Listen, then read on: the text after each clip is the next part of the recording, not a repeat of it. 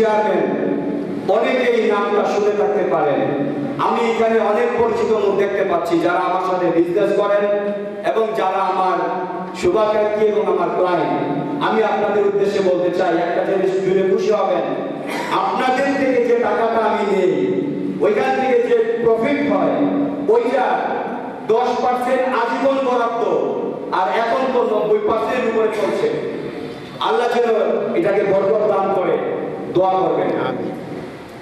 বিশেষ যে বিষয়টি আমি আমাদের বিভাগীয় নেতৃকর্মীদের উদ্দেশ্যে বলতে চাই, আমরা সব সময় আমাদের অনুদানী সদস্যদেরকে অনুদান দিয়ে আসছি, এটাতে অবগত আছেন আপনারা? আছেন কিনা? আমাদের অনুদানী সদস্যদের ব্যাপারগুলো মাথায় রাখতে হবে। হাদিস শরীফে আসছে, আগে কি প্রতিবেশী না দূরের মানুষ? যেই সংগঠন সিলেট জন্ম হয়েছে, সিলেটের অসহায় মানুষের হক আগে না রংপুরে? তাহলে একই বিষয়, আমাদের সংগঠন 3 সদস্যের উপরে চলে, 3 ধরনের সদস্য। প্রথম হচ্ছে উপদেষ্টা মণ্ডলী। আজকের দিনে অনেকেই হয়তো অপছন্দ করবেন, একজন ব্যক্তির নাম বলবো, আমাকে বলতে বাধ্য, আমি নিজের বিবেক থেকে বলতে বাধ্য হচ্ছি, কারণ উনি এই সংগঠনটার হাল না ধরলে, উনি এই সংগঠনটার পৃষ্ঠপোষকতা না করলে, আজকে এই মঞ্চ, আজকের এই মাইক আর আজকের এই আমি হয়তো থাকতাম না। উনি হচ্ছেন বিশ্বনাথ বালাগঞ্জের সাবেক এমপি আলহাজ শফিকুর রহমান চৌধুরী। তখন উনি এমপি ছিলেন না, উনার সাথে আমাদের রাজনৈতিক কোনো সম্পর্কও ছিল না।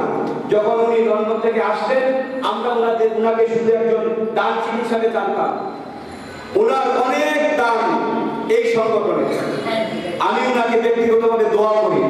যদিও উনি নিজেই 2009 সালের পরে বলছেন, রুবেল আমাকে আর কোথাও করো না, পরিচিতি দিও না, তোমার এটা অরাজনৈতিক, তুমি এটা অরাজনৈতিক রাখো, যদি কোনো সরকারি কোনো কাজে দরকার পড়ে লাইসেন্স নিতে, এটা সেটা নিতে আমার দ্বারে আসো, আমার কাছে আসেন। উনি উনার উদাহরণটা দেখিয়েছেন, আর আমরা আমাদের এই সংগঠনটাকে অরাজনৈতিক রাখতে পেরেছি।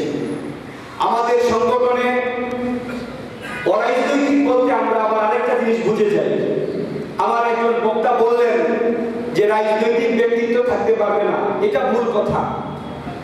ভালো করে মনে রাখবেন, অরাজনৈতিক সংগঠন, কিন্তু এই অরাজনৈতিক সংগঠনকে পরিচালনা করার জন্য যে কোনো দলের, যে কোনো মতের, যে কোনো পেশার মানুষ নেতৃত্ব দিতে পারবেন। আজকে থেকে এই জিনিসটা মাথায় রাখতে হবে।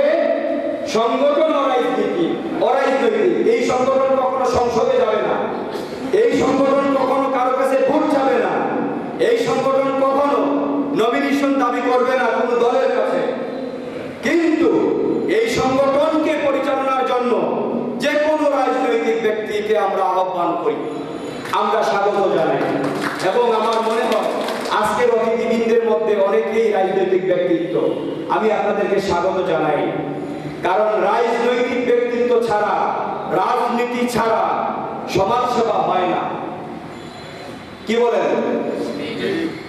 কারণ একটা সংগঠন পরিচালনা করতে গেলে সাংগঠনিক কিছু নলেজ থাকা দরকার। সেটা একজন শিল্পপতির কাছে থাকে না, একজন বিজনেসম্যানের কাছে থাকে না।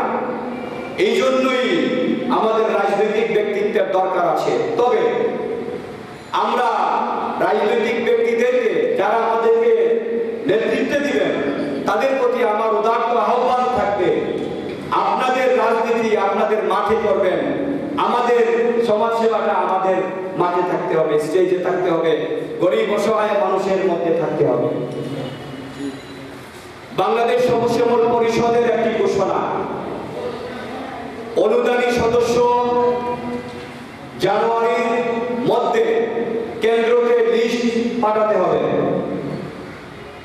আমাদের সংবিধানে বাংলাদেশ সবুজশ্যামল পরিষদের একটা সংবিধান পরিচিতি রয়েছে, যেই পরিচিতিতে সংবিধানে উল্লেখ আছে মানবিক কল্যাণের পাশাপাশি সামাজিক কল্যাণ, সামাজিক উন্নয়ন, সামাজিক উন্নয়নের পাশাপাশি প্রাতিষ্ঠানিক উন্নয়ন।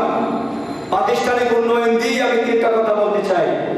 বাংলাদেশে যত মসজিদ, মাদ্রাসা, মন্দির, যত জায়গায় সৃষ্টিকর্তার উপাসনা করা হয়, সব জায়গাগুলোতে বৃক্ষরোপণ কর্মসূচি, বিশুদ্ধ খাবার পানির ব্যবস্থা এবং বিশেষ করে ওইখানকার যে কোনো ধর্মের অবলম্বী হোক না কেন, ওনাদের কষ্ট লাঘবে এই সংগঠন সবার প্রথম সারিতে থাকবে ইনশাআল্লাহ। প্রাতিষ্ঠানিকভাবে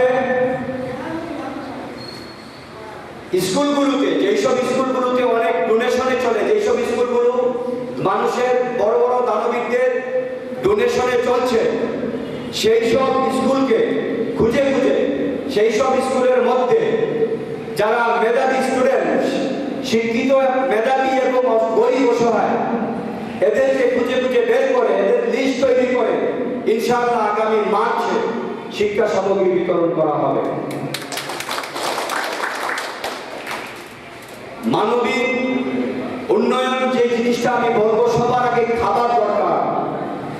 আমরা খেয়ে পরে বেঁচে থাকলে আমাদের জন্য ইবাদত করা সহজ হবে, আমাদের দ্বারা আমাদের জীবন মান উন্নয়ন করা সহজ হবে, আমাদের বাকি সবকিছু সহজ হবে। এই জন্য বাংলাদেশ সবুজ পরিষদ পহেলা রমজান থেকে 10ই রমজানের মধ্যে সারা বাংলাদেশ ব্যাপী ইফতার এবং সেহরি সামগ্রী বিতরণ করা হবে অনুদানী সদস্যদের মধ্যে।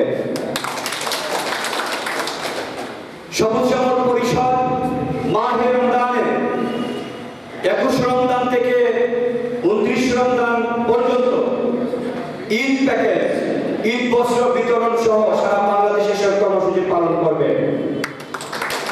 মানবিক এই উন্নয়নের পাশাপাশি আমি সামাজিকভাবে বলতে চাই, আমাদের যারা অনুদানী সদস্য আছেন তাদের মধ্যে যারা নিরক্ষর আছেন, আমরা ইউনিট করে করে 5 জন 7 জনের ইউনিট করে করে আমাদের যারা কর্মী আছেন, বিভাগের কর্মী যারা আছেন, তারা তাদেরকে অক্ষর দানের জন্য সর্বোচ্চ চেষ্টা করে যাবেন। এটা সামাজিকভাবে। আরেকটা বিষয় আমি বলে দিচ্ছি, এটা বিভাগের প্রোগ্রাম হচ্ছে, সদরে হচ্ছে, সিটিতে হচ্ছে। আমি চাই প্রত্যেকটা জেলায় জেলায়, প্রত্যেকটা জেলায় জেলায় আমার সিনিয়র সহসভাপতি বিভাগে আমাকে খুব সুন্দর একটা রোড ম্যাপ দিয়েছেন। আমি বিভাগের নেতৃবৃন্দদেরকে আহ্বান করবো, আপনারা আপনাদের মতন করে বসে আমাকে মার্চের মধ্যে সিলেটের জেলাগুলো কমিটির প্রস্তাবিত কমিটিটা সেন্টারে প্রেরণ করবেন। আমি চাই এই 360 আউলিয়ার মাটিতে এই সংগঠনের জন্ম এবং এই 360 আউলিয়ার মাটি থেকেই যেন আমাদের এই আঞ্চলিক যে কমিটিগুলো হবে, এটার ধারাবাহিকতার প্রথম উদ্বোধন যেন এই সিলেট থেকেই শুরু হয়। আমাদের সিলেটের জেলাগুলো খুব কম, যার কারণে আমরা খুব সহজে সেই জেলাগুলো কমিটি করতে পারবো। কারণ কি, আপনি বিভাগে যাদেরকে নিয়ে আসছেন এরা বিভাগের লোক, এই বিভাগীয় কমিটিটা সিলেট জেলায় থাকবে, আর বাকি কর্মী বৃন্দদেরকে দিয়ে ভাগ করে বাকি জেলাগুলোতে কমিটি করবে, যাতে করে জেলার মানুষ বঞ্চিত না হয়। অন্যান্য জেলার মানুষ সিলেট শহরে আসাটা, একটা কম্বল নিতে যদি 500 টাকা খরচ করে আসতে হয়, তাহলে এটা তো আমাদের জন্য লজ্জা। হ্যাঁ, এই জন্যই আগে জেলা কমিটি, তার পরবর্তীতে বাকি বিষয়গুলো আমি আপনাদেরকে রোডম্যাপ দিচ্ছি, যেন এই বিষয়টা খুব দ্রুত শেষ করা হয়। এবং বিশেষ করে অনুদানী সদস্য যারা আছেন জানুয়ারির ভিতরে লিস্ট পাঠাবেন। আমার মনে হয় কথা লম্বা হয়ে গেছে, যদিও অনেক কিছু বলার বাকি ছিল।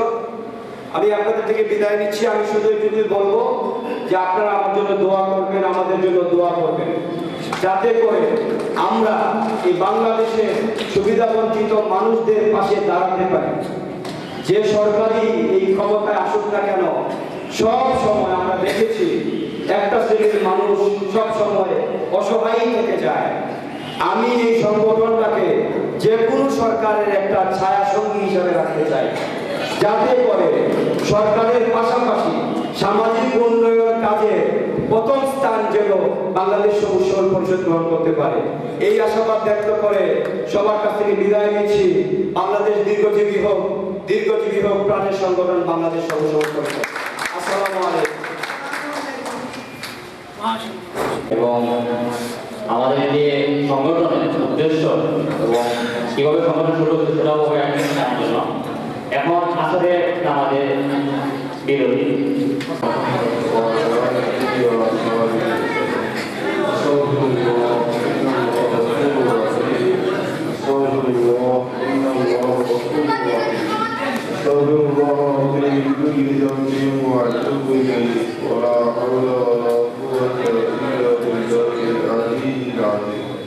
اللهم آمين. الحمد لله رب العالمين والعاقبة للمتقين والصلاة والسلام على سيد المرسلين وعلى آله وأصحابه أجمعين. ألا يا أرحم الراحمين الله বাংলাদেশ সবুজ সরল প্রতি একটা মাহফিলকে কবুল করুন। আল্লাহ তারানি সিদ্ধার্থ গরিব দুঃখী মানুষের পাশে দাঁড়ানোর তুমি কবুল করো। আল্লাহ শাহজালাল রহমতুল্লাহ মুবারক মাহফিলের কবুলিয়তে আল্লাহ আপনি কবুল করুন। 360 জনের দরজা পূরণ করুন। আল্লাহ এই আয়োজনে যারা জড়িত আছে সহযোগিতা কবুল করুন। অতিথিবৃন্দ যারা আছে কুষ্টিয়া সমাজে আল্লাহ এই সময় করে লাজাতে রসিদ হিসেবে কবুল করুন। আল্লাহ আমরা গাওয়ার কাজ করার তৌফিক দান করুন। আল্লাহ আমরা সালামিয়ে কেনায় করুন। আল্লাহ সারা সম্পত্তি সালাম মদিনায় লাগ সালাম রহমতুল্লিল আলামিন নাস্তে করো মন্ডলী কেনায় করুন। বিভিন্ন মুসলিমের দরজাতে বল করুন। রোহানি ফয়েজ আমরা রেসিভ করুন। আল্লাহ আমরা রোহ মন্ডলীকে দূর করে দেন। আমরা দেশের জন্য শান্তি নাজিল করুন। আল্লাহ আমাদের দেশের অশান্তিকে তুমি দূর করে দেও। সাল্লাল্লাহু তাআলা আলাইহি ওয়া সাল্লাম মুহাম্মাদিন ওয়া আলিহি ওয়া সাহবিহি ওয়া আহলি বাইতিহি আজমাইন। আমিন।